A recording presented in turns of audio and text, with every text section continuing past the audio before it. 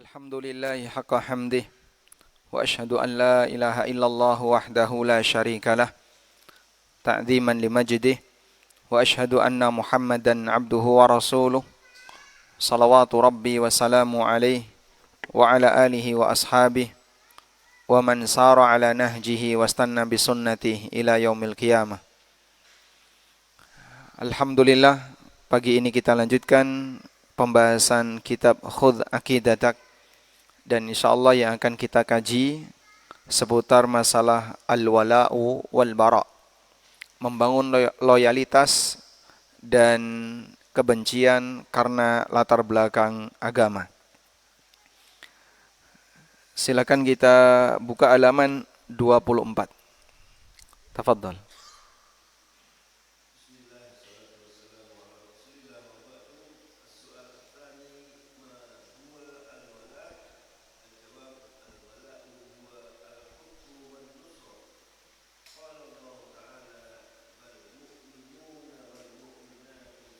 Hum awliya'u ba'd.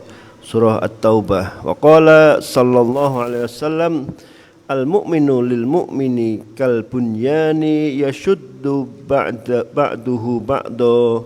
Rawahu Muslim.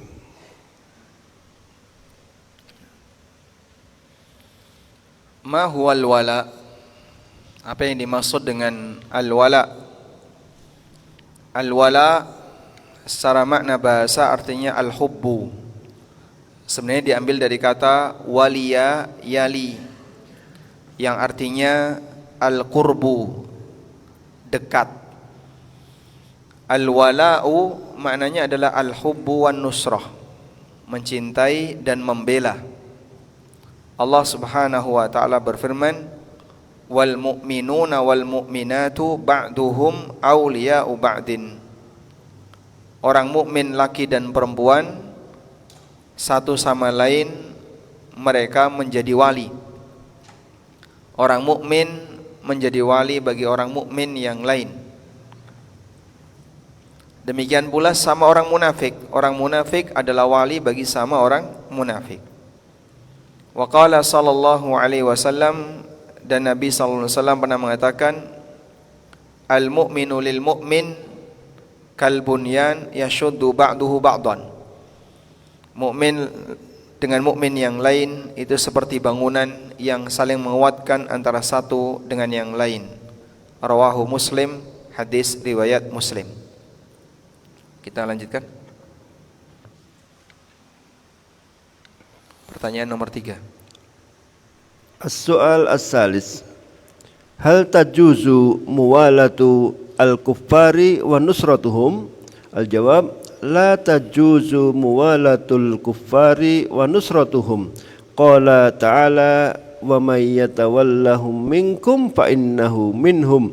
Surah Al-Maidah. Wa qala sallallahu alaihi wasallam, inna ala bani fulanin laisu bi awliyai. Sahih, rawahu Ahmad.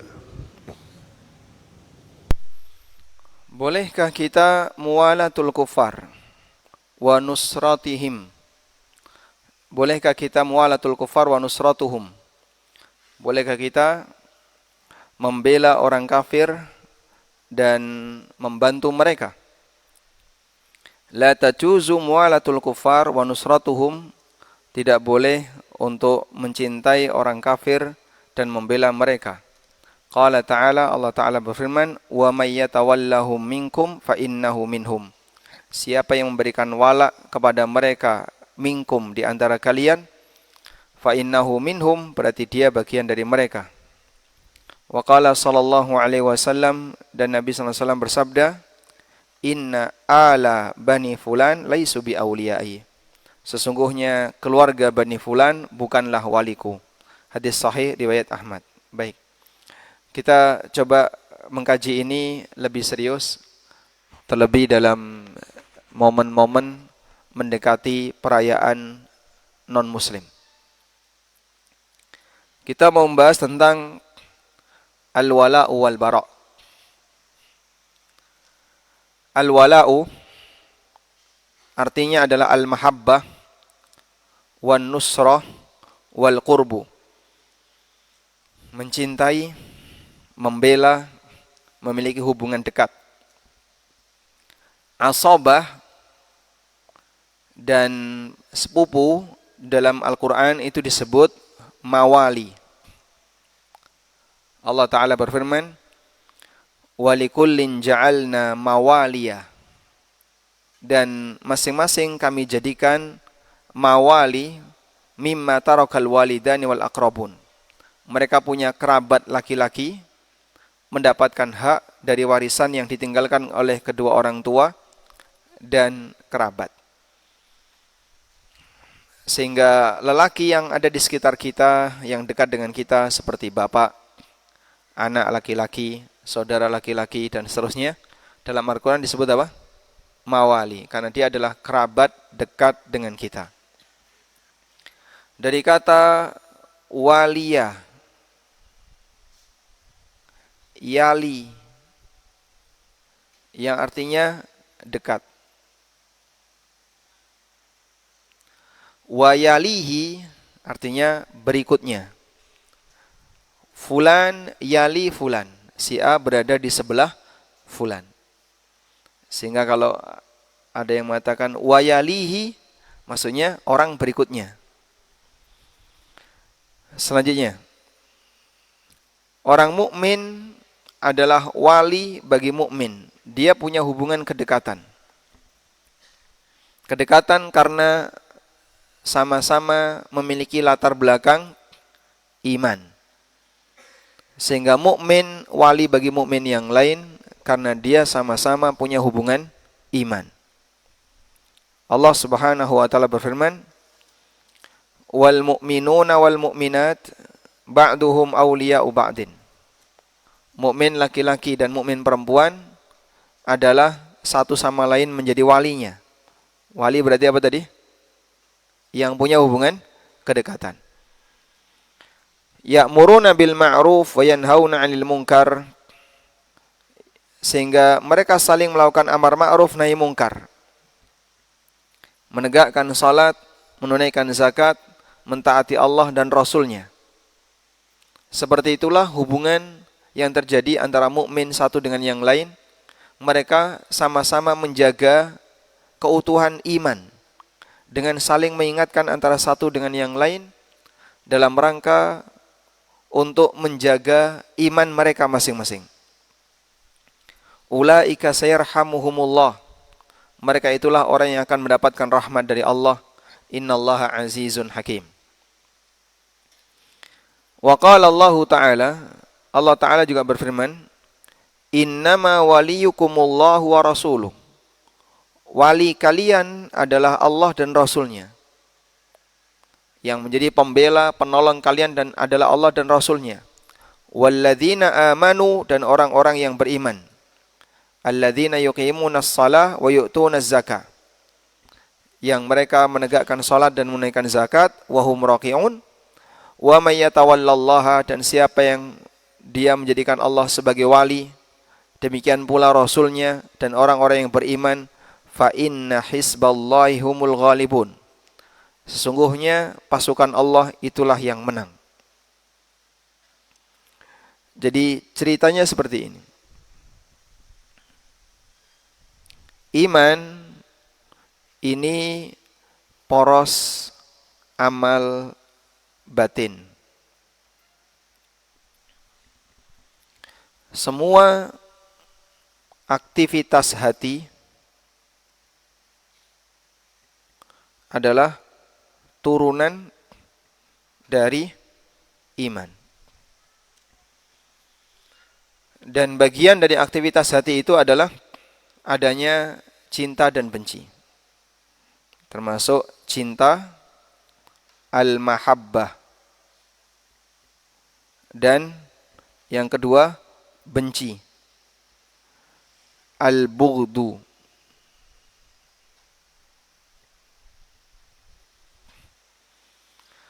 Sehingga salah satu di antara dorongan yang membuat orang itu bisa saling mencintai dan saling benci adalah karena pertimbangan iman. Memang yang namanya kondisi batin itu dipengaruhi oleh banyak faktor. Terutama perasaan dan keyakinan. Mana yang lebih dominan? Perasaan atau keyakinan?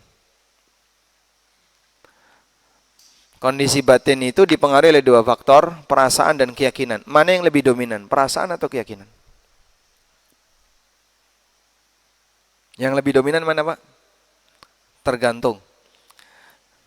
Kalau keyakinannya kuat, pengaruh keyakinan lebih kuat. Sehingga ada kondisi batin yang dipengaruhi oleh keyakinan dan ada kondisi batin yang dipengaruhi oleh perasaan. Jika keyakinan lebih kuat, pada posisi ini lebih kuat, maka pengaruh amal batin lebih dominan dipengaruhi oleh keyakinan. Dan sebaliknya, ketika keyakinan ini lemah, nanti pengaruh amal batin lebih dominan perasaan. Perasaan ini beragam ya. Ada hawa nafsu, ada karena kondisi kasihan, ada karena rahmat, dan seterusnya. Baik. Kecintaan makhluk kepada makhluk yang lain. Kecintaan makhluk kepada makhluk yang lain. Nomor satu, yang dipengaruhi perasaan. Sebutkan contohnya. Contoh. Cinta karena perasaan. Ya, suami istri. Belum punya istri kok, sudah ngerti kayak. Survei. Pernah survei. Baik. Contoh cinta karena hubungan keluarga. Karena hubungan keluarga. Contoh yang lain. Contoh yang lain. Karena hubungan dunia. Sehingga teman kerja atau teman bisnis dan seterusnya. Contoh yang lain. Yang ini nggak ada hubungannya dengan agama. Karena komunikasi misalnya. Baik. Sehingga ada orang yang dia bisa menjalin rasa cinta dipengaruhi oleh perasaan, nggak ada kaitannya dengan keyakinan. Maka yang seperti ini tidak pandang bulu mau dia muslim mau non muslim, apapun agamanya bisa tercipta. Yang kedua, ada kecintaan makhluk kepada makhluk yang lain yang dipengaruhi oleh iman. Untuk jenis yang kedua ini, contohnya cinta karena agama.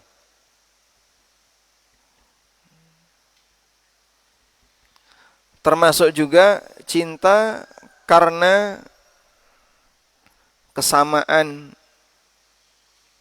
kelompok.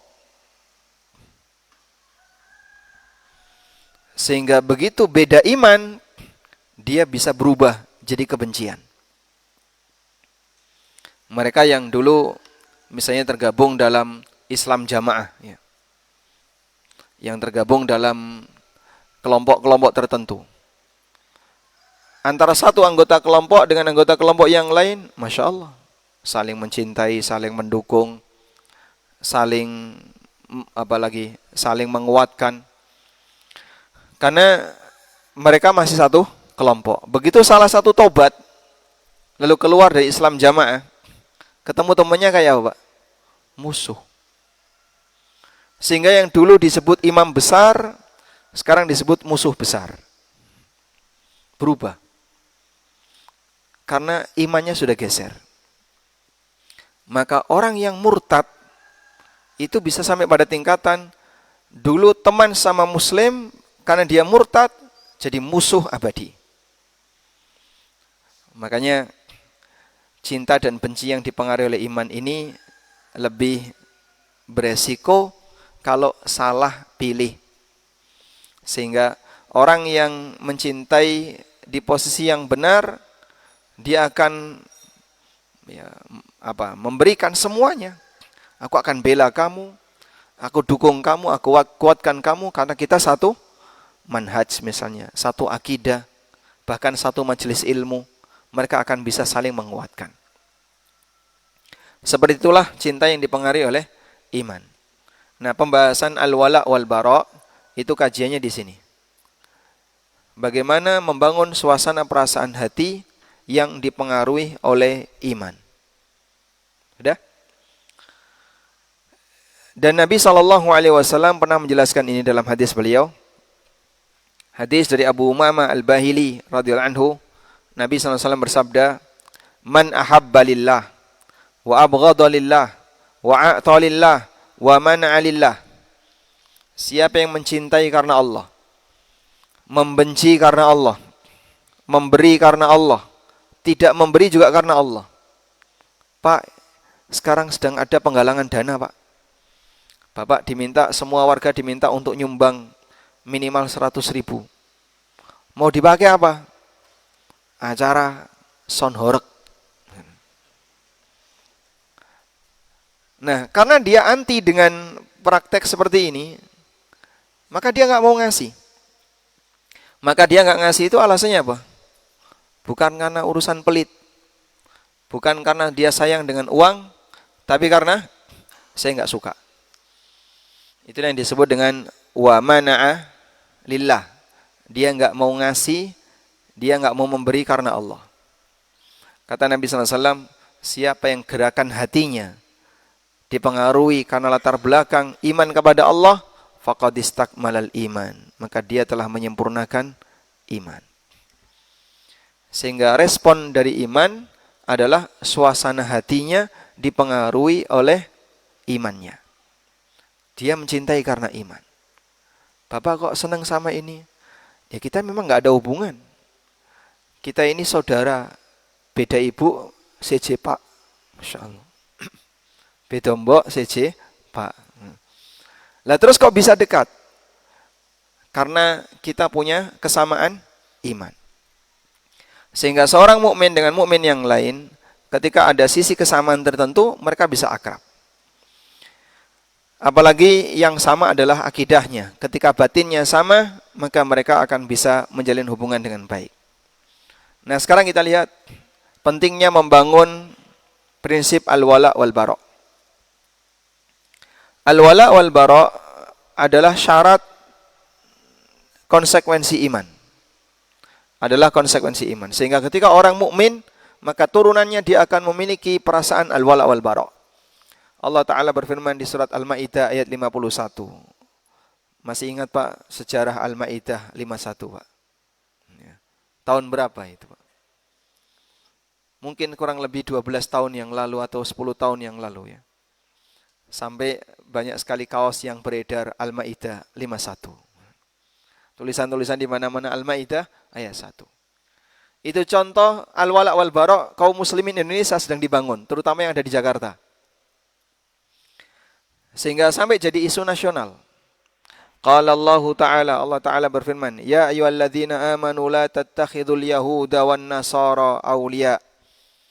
Wahai orang yang beriman, janganlah kalian jadikan Yahudi dan Nasrani sebagai wali kalian.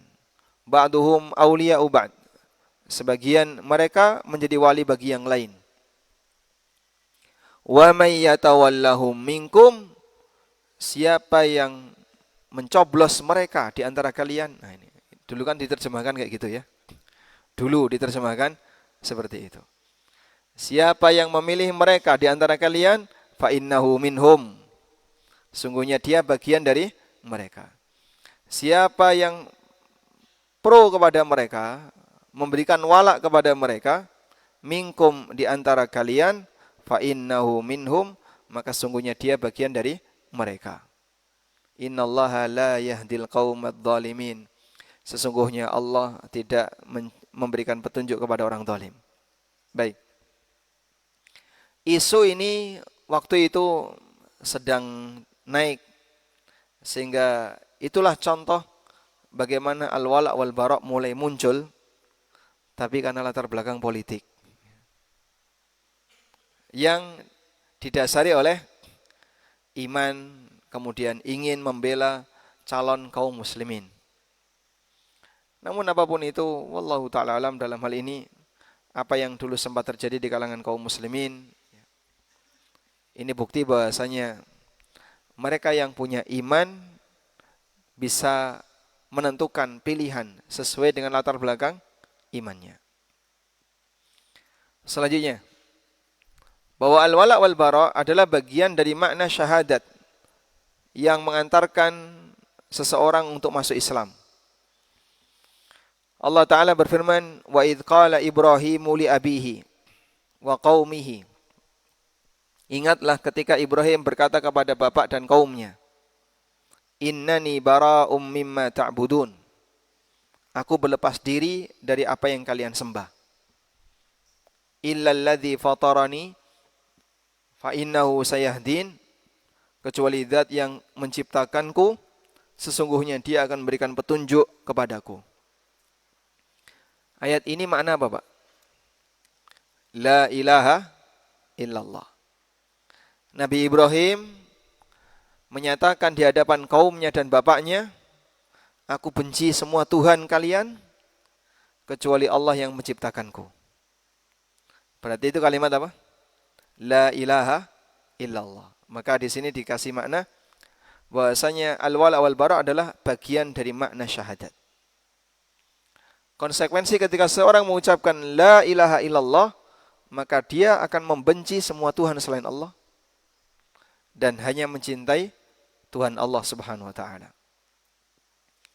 Yang ketiga, bahwa mencintai karena Allah akan menjadi sebab hati ini bisa merasakan lezatnya iman dan lezatnya keyakinan.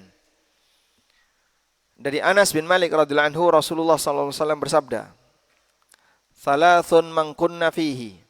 Ada 3 hal, siapa yang memilikinya, wajada halawatal iman, dia akan menjumpai manisnya iman. Iman punya rasa. Apa rasanya iman? Apa rasanya iman? Aman. Apa rasa yang Anda rasakan ketika Anda beriman? Tenang. Apalagi? Nyaman. Yakin. Saya makin mantap. Itulah rasa yang bisa dijumpai oleh seseorang ketika dia punya iman. Iman punya rasa. Dan Nabi sallallahu alaihi wasallam menyebut iman itu rasanya manis. Pahit fisik dengan manisnya iman akan membuahkan ketenangan.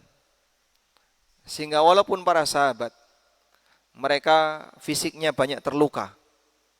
Ada yang penuh dengan luka karena perang, ada yang penuh dengan luka karena siksa, tapi mereka bahagia karena mereka bisa membela Rasulullah sallallahu alaihi wasallam. Demikianlah iman punya rasa. Nah, bagaimana membangun rasa iman yang manis itu? Ayyakunallahu wa rasuluhu ahabba ilaihi mimma siwahuma.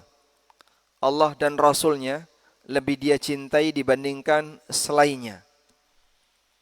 Wa ayyuhibbal mar'a la yuhibbuhu illa lillah. Seseorang tidak mencintai orang lain kecuali karena Allah. Si A mencintai si B karena dia mencintai Allah. Wa ayyakraha ayyauda fil kufri. Dan seseorang sangat benci untuk kembali kepada kekufuran, kama yakrahu ayyukdzafa finnar, sebagaimana dia benci untuk dilemparkan ke dalam neraka. Muttafaqun alaih, hadis riwayat Bukhari Muslim. Baik. Dari sini kita bisa lihat bagaimana pengaruh iman yang menyebabkan seseorang itu punya gerakan batin tertentu. Selanjutnya, tadi ya, Iman punya rasa manis dan di antara pengaruhnya adalah mencintai orang lain karena iman. Mencintai orang lain karena iman. Sudah? Nah, berikutnya. Mencintai orang lain karena latar belakang iman ada 3. Yang pertama, akidah Ahlussunnah wal Jamaah menjelaskan bahwa al-wara' wal bara' dibangun di atas prinsip cinta dan benci. Dan dalam hal ini manusia dibagi menjadi 3. Dalam hal ini manusia dibagi menjadi 3. Yang pertama, dicintai penuh. Yang kedua, dibenci penuh. Yang ketiga, dicintai dari satu sisi, dibenci dari satu sisi. Kita ulangi ya. Mencintai orang lain karena iman, di situ ada 3 keadaan. Yang pertama apa? Mencintai secara penuh. Yang kedua, membenci atau dicintai mungkin lebih tepatnya. Saya ulangi ya. Dicintai secara penuh, kemudian ada manusia yang dibenci secara penuh. Utuh saya nggak suka. Yang ketiga, dicintai di satu sisi, dibenci dari sisi yang lain. Begini ya. Bagaimana yang dicintai secara penuh? Yang dicintai secara penuh adalah hamba yang bertakwa. Hamba yang bertakwa.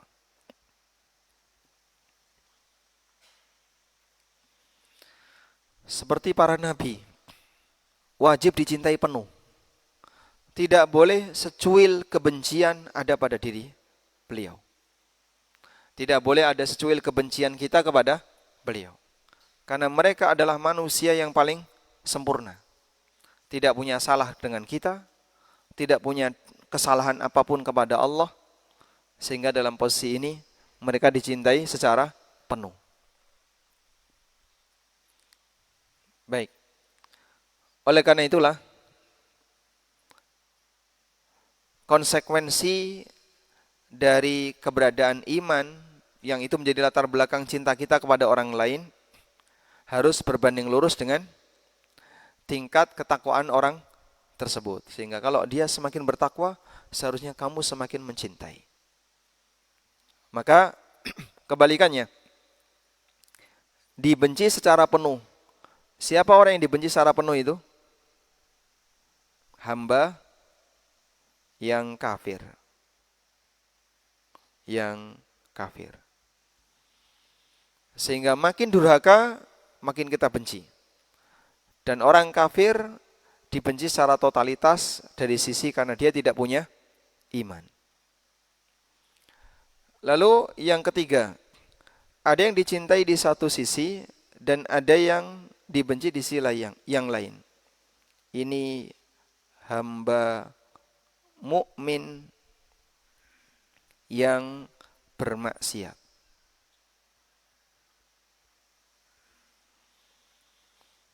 Sehingga saya dengan si A itu teman dekat. Walaupun saya nggak suka dari sisi ini, nggak suka dari sisi ini.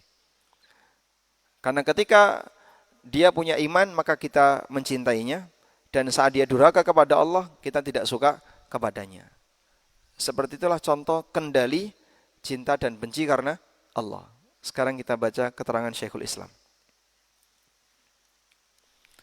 Beliau mengatakan, idza ijtama'a fir rajulil wahid khairun wa syarrun wa fujurun wa ta'atun wa ma'siyatun wa sunnatun wa bid'ah. Apabila terkumpul pada diri satu orang sisi baik dan buruk, sisi taat dan maksiat, sisi sunnah dan bid'ah. Istahaqqa minal muwalati wath-thawabi biqadri ma fihi minal khair. Maka dia berhak untuk kita cintai sesuai dengan kebaikan yang ada pada dirinya. Wastahaqqa minal mu'adati wal iqabi bihasabi ma fihi minasyarr. Dan dia berhak untuk mendapatkan permusuhan sesuai dengan tingkatan keburukan yang ada pada dirinya. Fayajtami'u fi syakhsil wahid. Maka terkumpul pada satu orang ini mujibatul ikram wal ihana. Perbuatan yang kita memuliakannya dan perbuatan yang kita menghinakannya. Karena dia bercampur antara apa? Taat dengan maksiat.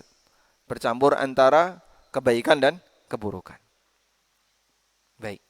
Dan itulah kita semua ya. Oleh karena itu, saya mau tanya. Cintanya kita dengan teman kita, dengan cintanya kita kepada Nabi SAW sama atau beda, Pak? Sama atau beda? Kenapa beda? Karena tingkatan kesempurnaannya beda. Baik. Selanjutnya. Ghibah dalam Al-Quran dilarang dengan sebab hubungan iman. Allah Subhanahu wa taala mengatakan wala yaghtab ba'dukum ba'dha. Janganlah sebagian kalian menggibah sebagian yang lain. Coba kita lihat di surat Al-Hujurat.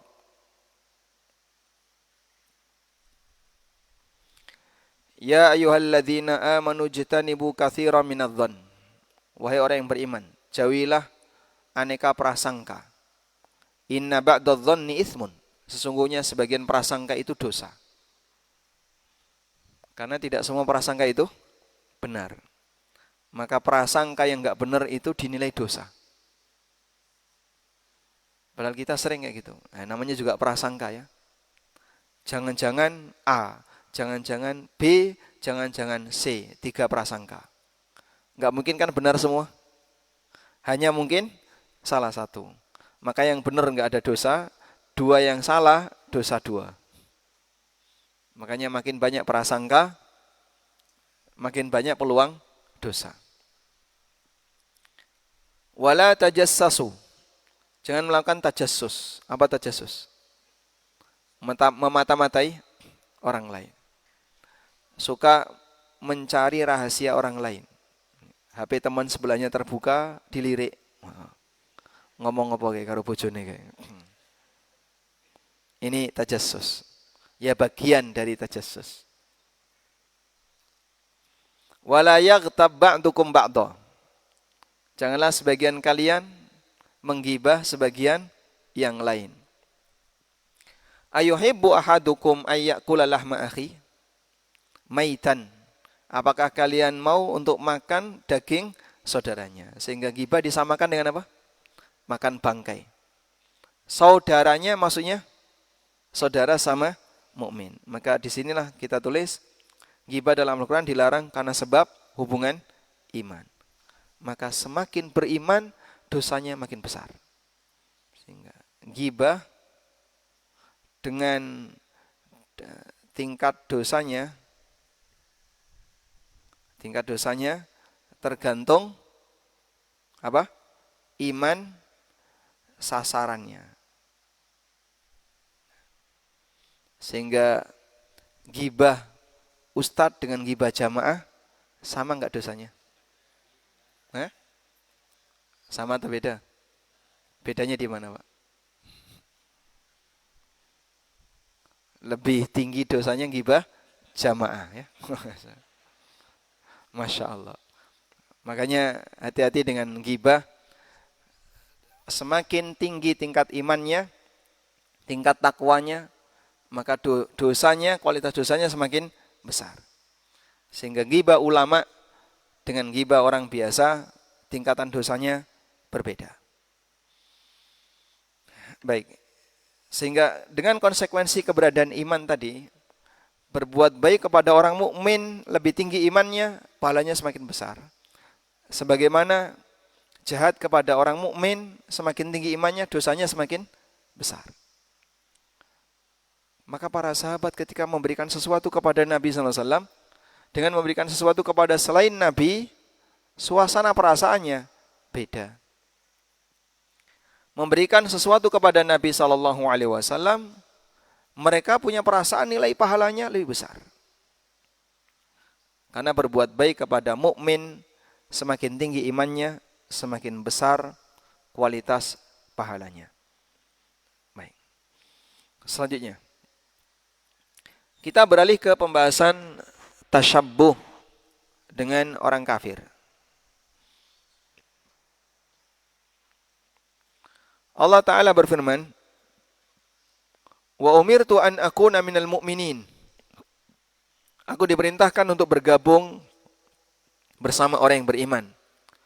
Wa an aqim wajhaka lid-dini hanifa wa la takunanna minal musyrikin. Dan agar engkau tegakkan wajahmu kepada agama yang hanif, agama tauhid, dan jangan sampai kamu menjadi bagian dari orang musyrik. Aku menjadi bagian dari orang mukmin dan bukan bagian dari orang musyrik. Kesamaan kelompok. Kamu ada di kelompok mana? Bisa karena tempat atau karena prinsip.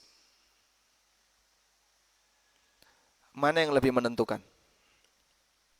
Tempat atau prinsip? Saya sekelompok dengan ini karena kesamaan tempat atau prinsip? Ya. Kalau ini bergabung itu sempurna. Sehingga dulu yang sudah sama iman diminta hijrah, kumpul di Madinah untuk membangun kesamaan prinsip dan tempat. Tapi yang utama bagian prinsip. Oleh karena itu, ini jangan dirusak karena masalah tempat. Ya?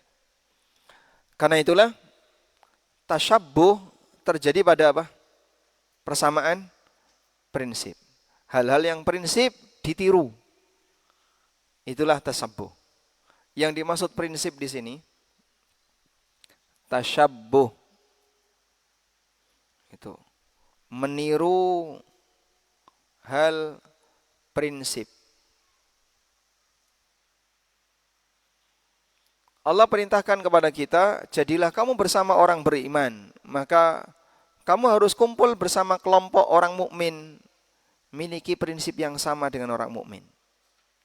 Wala takunanna minal musyrikin, dan jangan kamu bersama dengan orang musyrik, miliki prinsip jauh dari orang musyrik. Walaupun bisa jadi kamu satu tempat dengan orang musyrik. Contohnya apa? Nabi Muhammad SAW selama 13 tahun di mana? Di Mekah. Beliau satu tempat dengan orang musyrik. Tapi beliau punya prinsip yang berbeda dengan mereka. Baik. Yang dimaksud hal prinsip itu apa? Hal prinsip yang dimaksud adalah ciri khas. Sesuatu yang menjadi ciri khas. Sehingga kalau orang melakukan itu, maka akan dititeni orang lain, "Oh, kamu sudah beda agama." Misalnya memakai kalung salib, datang ke masjid, ngimami. Kira-kira apa yang terjadi? Hah? Loh, ini ketua takmir. Cuman kali ini beliau sedang pakai kalung salib. Tiba-tiba mau ngimami di masjid. Apalagi khutbah Jumat dilihat oleh seluruh jamaah. Maka kita akan menolak karena dia melakukan hal yang prinsip yang menjadi ciri khas non-muslim. Baik, itulah kurang lebih bentuk tasyabbuh. Kita lanjutkan. Al-Ghazi mengatakan, Hadhil ayah aslun azimun fil amri bitashabbuh bil mu'minin. Ayat ini merupakan dalil yang paling besar mengenai perintah untuk tasyabbuh dengan orang mukmin dan larangan untuk tasyabbuh dengan orang musyrik. Kata Ibnu Taimiyah, kesamaan lahiriah bisa menimbulkan adanya kesesuaian di antara orang yang sama tadi. Yaqudu ila muwafaqati ma fil akhlaqi wal a'mal. Dan itu bisa mengantarkan seseorang untuk niru-niru perbuatan. Wa hadza amrun mahsus, dan ini bisa kita saksikan di lapangan. Jadi awalnya tasyabbuh dari sisi pakaian, tapi bisa menimbulkan kesamaan dari sisi batin. Karena sama lahiriah terkadang bisa menimbulkan kesamaan batin. Karena itu Nabi SAW bersabda, man tasyabbaha biqaumin fahuwa minhum. Barang siapa yang tasyabbuh biqaumin, dengan satu kaum tertentu, fahuwa minhum, maka dia bagian dari kaum itu. Coba Bapak catat di sini ya. Hadis tentang tasyabbuh. Tasyabbuh itu apa tadi? Meniru.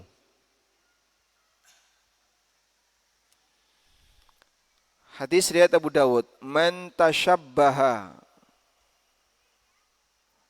biqaumin fahuwa minhum. Siapa yang meniru satu kaum, fahuwa minhum, maka dia bagian dari kaum itu. Baik. Kira-kira menurut Anda hadis ini berisi perintah atau larangan tasyabbuh? Berisi perintah dan larangan. Bukan cuma larangan ya. Maka hadis ini berisi perintah untuk meniru orang baik. Kalau kamu meniru orang baik, berarti kamu bagian dari orang baik itu. Kalau kau meniru ulama, kau bagian dari mereka.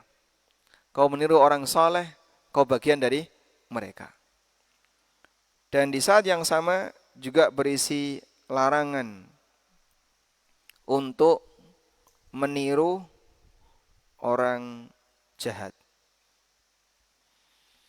Kalau kau tiru orang jahat, maka kau bagian dari mereka. Nah, sekarang kamu mau pilih mana? Mau bergabung dengan orang baik ataukah orang jahat? Sudah? Dan tadi ya, disebut sebagai tasyabbuh apabila sampai meniru hal yang paling prinsip. Kalau hanya sebatas kegiatan yang di situ bukan bagian prinsip, podo sandale misalnya, podo merek celana nih, podo merek topi ini tidak bisa disebut tasyabbuh, karena ini hal umum yang semua orang memakainya. Tapi kalau dari sisi penampilan, ini ciri khas. Kalau kayak gini, itu biasanya si A. Kalau seperti ini penampilan si B. Maka yang seperti ini berarti dia sudah ingin bergabung bersama orang tersebut. Baik.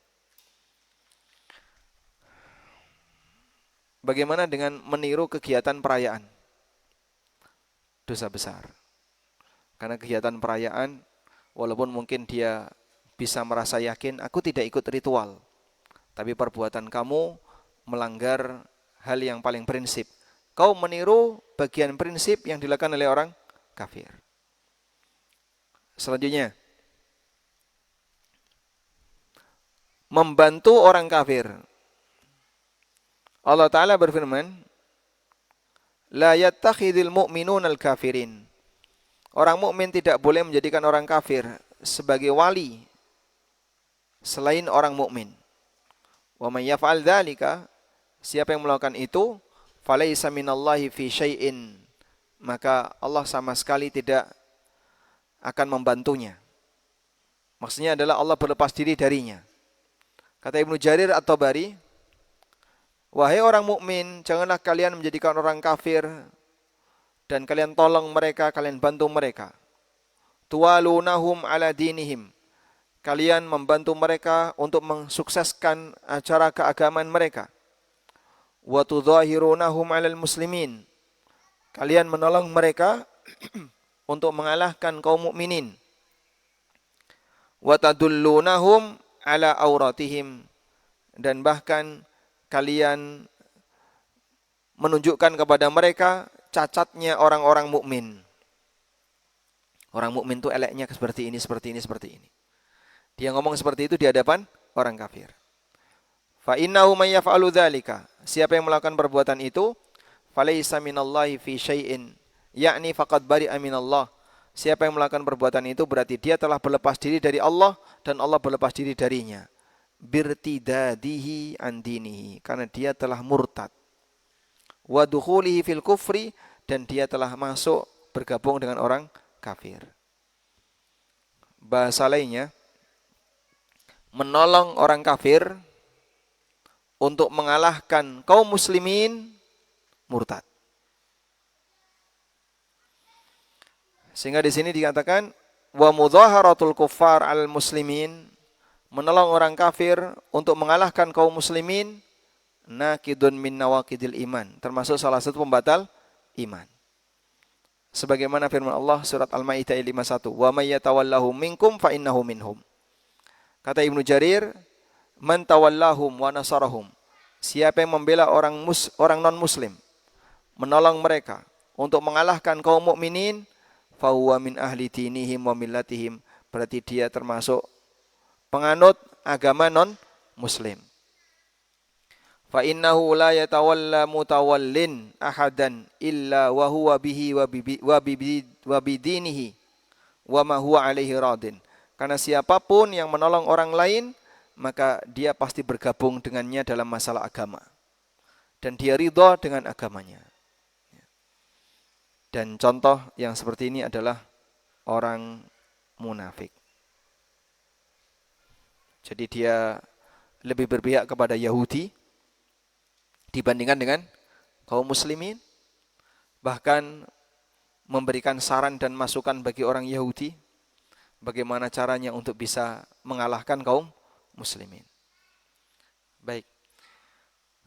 Walhamdulillah, mudah-mudahan pembahasan ini bermanfaat dan bisa dicerna dengan baik di saat krisis iman terjadi di tengah masyarakat, terutama karena dorongan FOMO, tidak mau ketinggalan ketika ada perayaan non-muslim. Toleransi bukan kolaborasi, ya. Jadi jangan campurkan antara satu agama dengan agama yang lain. Lakum dinukum waliyadin. Toleransi itu apa? Tidak saling ganggu. Maka yang kita kedepankan berkaitan dengan hari raya non-muslim, toleransi. Tidak saling mengganggu. Bukan kolaborasi antara satu agama dengan ajaran agama yang lain. Wassallallahu ala nabiyyina Muhammadin wa ala alihi wa sahbihi wasallam. Jazakallahu khairan Ustaz atas kajian di pagi hari ini. Ada beberapa pertanyaan. Yang pertama, apakah menyewakan barang, menyewakan rumah ke non-muslim termasuk dalam bentuk tasyabuh dan dilarang dalam syariat? Kemudian bagaimana muamalah yang dianjurkan ke non-muslim? Apakah menyewakan barang atau menyewakan rumah kepada non-muslim termasuk tasyabuh? Tasyabuhnya dari sisi mana, Pak? Tidak ada. Ini hanya urusan muamalah duniawi. Berinteraksi atau transaksi dengan siapapun boleh, selama bukan untuk kejahatan.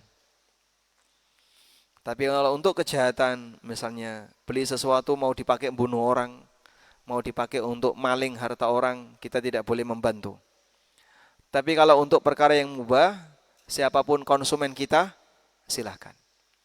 Sehingga rumah kita dikontrak oleh non-muslim, silahkan. Ruko kita disewa oleh non-muslim, silahkan. Untuk kegiatan yang mubah. Tapi kalau dipakai untuk kegiatan yang dilarang oleh syariah. Saya mau nyewa rumah Bapak, mau dipakai apa? Tempat ibadah kami. Ya. Anda tidak boleh melepaskan. Loh kenapa Pak? Ya, karena berarti ta'awun alal itsmi wal udwan. Tolong menolong dalam praktek dosa dan maksiat. Oleh karena itu dalam hal ini, jika sifatnya hanya murni duniawi, Rasulullah SAW dan para sahabat melakukannya. Ali bin Abi Thalib itu pernah jadi pegawainya Yahudi dalam rangka untuk panen kurma. Jadi naik ke pohon kurma, ngundui pohon kurma, itu pernah dilakukan oleh Ali, bekerja untuk kebun kurma milik Yahudi. Dibayar dengan hasil kurma. Dan demikian pula para sahabat yang lain. Karena bermuamalah dengan non-muslim hukumnya boleh. Yang tidak boleh adalah ketika kerjasama dalam kegiatan keagamaan. Wallahu a'lam. Yang berikutnya Ustaz, bolehkah wanita haid membaca Al-Quran dengan tujuan tilawah? Membaca Al-Quran itu ada banyak ragam niat ya. Ada membaca untuk tujuan tilawah. Membaca jenis seperti ini harus memenuhi kaidah tilawah. Yang Allah tegaskan dalam Al-Quran, warattilil Qur'ana tartila. Bacalah Al-Quran dengan tartil. Sehingga panjang pendek diperhatikan. Kemudian ada izhar, hukum ikhfa, hukum iklab, dan seterusnya. Yang kedua, membaca Al-Quran untuk tujuan istidlal. Menjadikan dalil. Seperti ini tidak harus mengikuti hukum tilawah. Seperti misalnya seperti Anda baca ini dalil yang tadi ya. Wa umirtu an akuna minal mu'minin wa an aqim wajhaka lid-dini hanifa. Sehingga ayat Al-Qur'an dikutip dalam rangka untuk menyampaikan dalil. Nah, itu tidak harus pakai kaidah tilawah. Yang ketiga, ada membaca Al-Qur'an untuk tujuan ruqyah. Nah, seperti ini tergantung niat. Maka dia dibaca dengan ta'awud dan mengikuti kaidah tilawah, tapi niatnya untuk pengobatan. Yang keempat, ada membaca Al-Quran untuk tujuan wirid, seperti doa sebelum tidur, atau zikir pagi petang, baca ayat kursi, Al-Ikhlas, Al-Falaq, An-Nas. Ini baca Quran untuk tujuan apa? Wirid harian. Baik. Untuk tilawah, jumhur ulama mengatakan wanita haid dilarang. Jumhur ulama. Meskipun sebagian ulama membolehkan. Untuk selain tilawah, istidlal, ruqyah, dan wirid, wanita haid boleh melakukannya. Maka untuk wanita haid, bagi yang pasti, saya sampaikan pendapat yang pasti, yang di situ tidak ada khilaf, ya. Bahwasanya wanita haid boleh baca Quran untuk tujuan ruqyah, wirid harian, dan istidlal, menjadikan Quran sebagai dalil. Dia berceramah, mengutip Quran sebagai dalil, boleh. Tapi untuk tilawah, jumhur melarang. Walaupun ada sebagian yang membolehkan, dengan syarat tidak menyentuh teks Al-Quran atau mushaf Al-Quran. Maka mungkin bisa dilakukan dengan bantuan pakai laptop atau pakai tablet atau pakai iPad, kemudian dia buka dengan menggunakan pulpen bawaannya. Sehingga yang kayak gini tidak masuk kategori menyentuh Al-Quran. Wallahu a'lam.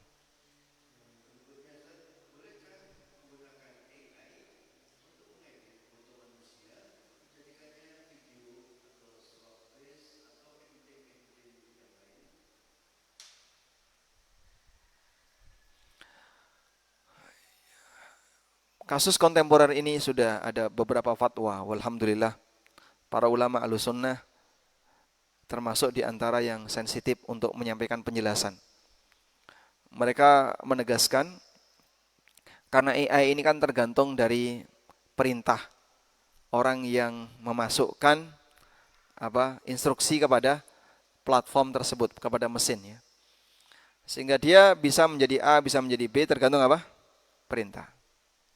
Oleh karena itu, menggambar manusia dengan menggunakan AI terhitung menggambar makhluk bernyawa. Sehingga kalau dia misalnya memasukkan prompt perintah di AI, tolong buatkan gambar gajah berkaki 3 misalnya, belalainya pendek, telinganya kecil, terus jadilah postur gajah yang lucu, yang aneh, tapi seperti makhluk bernyawa. Ya, maka dia terhitung menggambar makhluk bernyawa, walaupun yang kerja mesin. Cuman dia sendiri yang memerintahkan sehingga terbentuklah sosok makhluk tertentu, bahkan lebih bagus. Maka yang kayak gini masuk kategori apa? Menggambar makhluk bernyawa. Dan statusnya haram untuk dilakukan. Apakah mengedit termasuk? Mengedit termasuk. Jadi ada wajah tertentu diedit, ngedit wajah saja sehingga berpenampilan jadi lebih bagus, itu tidak boleh. Apalagi kemudian nanti diedit jadi video. Wallahu a'lam. Yang terakhir Ustaz, yang benar itu bumi ini datar atau bulat?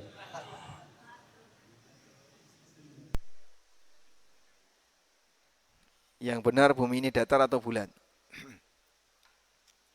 Flat earth. Satunya apa? Globe earth. Jadi Anda mengikuti aliran bumi datar ataukah bumi bulat? Pertama begini. Tidak ada satupun manusia yang pernah diajak oleh Allah sebagai saksi penciptaan langit dan bumi.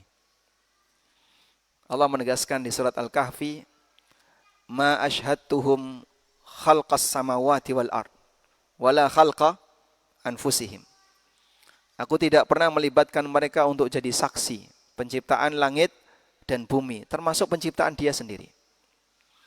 Sehingga pada asalnya tidak ada satupun manusia yang tahu bagaimana Allah menciptakan langit dan bumi. Maka kita bisa tahu seperti apa kejadian penciptaan langit dan bumi melalui berita yang ada dalam Al-Quran maupun hadis Nabi SAW. Sebab ini tidak mungkin bisa dipahami oleh manusia kecuali melalui jalur wahyu. Yang kedua, perihal kejadian yang sifatnya belum pasti dan itu menjadi bahan perdebatan yang belum bisa ditegaskan.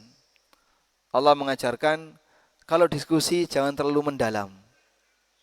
Apalagi sampai tegang, berantem antara satu dengan yang lain. Ini pelajaran yang diberikan oleh Allah berkaitan dengan perbedaan berapa jumlah Ashabul Kahfi.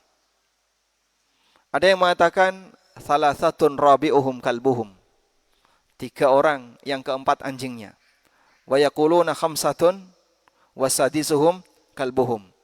Ada yang mengatakan 5 orang, yang keenam anjingnya. Rajman bil ghaib, menebak-nebak hal yang gaib. Wa yaquluna sab'atun wa thaminuhum kalbuhum. Dan ada yang mengatakan 7, yang ke-8 anjingnya. Lalu Allah Subhanahu wa taala mengajarkan, "Fala tumari fihim illa mira'an zahira." Jangan kamu memperdebatkan tentang mereka kecuali debat di permukaan. Debat di permukaan itu ya diskusi ringan saja. Jangan sampai terlalu mendalam, apalagi sampai berisi ancaman atau bahkan menimbulkan permusuhan. Karena kalau sudah seperti itu, kebablasan. Toh antara yang mengatakan 5, mengatakan 7, mengatakan 3, semuanya nggak ada bukti. Sehingga tidak bisa dipastikan berapa persisnya jumlahnya. Tidak tahu. Sebab Ashabul Kahfi setelah bangun dari gua, beliau pindah. Apakah betul beliau dimakamkan di gua itu? Wallahu a'lam. Walaupun di gua Ashabul Kahfi itu katanya ada jasad. Dan kami waktu berkunjung ke sana, ada tulang-tulang yang dikumpulkan. Tapi Ashabul Kahfi tidak diceritakan mati di situ. Mereka cuma diceritakan apa? Tidur di situ. Kemudian setelah mereka bangun nyari makan, ternyata sudah ganti masa. saat salah satu diutus untuk nyari makanan. Apakah mereka mati di situ? Wallahu alam. Yang barangkali sudah pernah datang ke Yordan, ke gua Ashabul Kahfi, di situ kan ada kaca ya, yang kemudian di dalamnya ada beberapa tulang, yang kita nggak yakin apakah betul itu tulang Ashabul Kahfi atau tidak. Baik. Oleh karena itu Allah ajarkan, fala tumari fihim illa mira'an dhahira. Maka jangan terlalu dalam kalau mau berdebat dalam masalah ini. Kemudian yang ketiga, kalau menurut ulama Ahlussunnah, bumi itu datar atau bulat? Ini kajian fisika atau kajian akidah, Pak? Kajian fisika atau kajian agama? Ya? Kajian fisika. Pembuktiannya pakai apa? Pakai foto. Foto luar angkasa. Kalau itu meyakinkan, oh betul terlihat bumi bulat, bisa diterima. Sudah selesai, nggak usah debat lagi. Baik. Dan para ulama Ahlussunnah mengatakan bumi itu bulat. Syekhul Islam rahimahullah, beliau menyebutkan adanya nukilan ijma.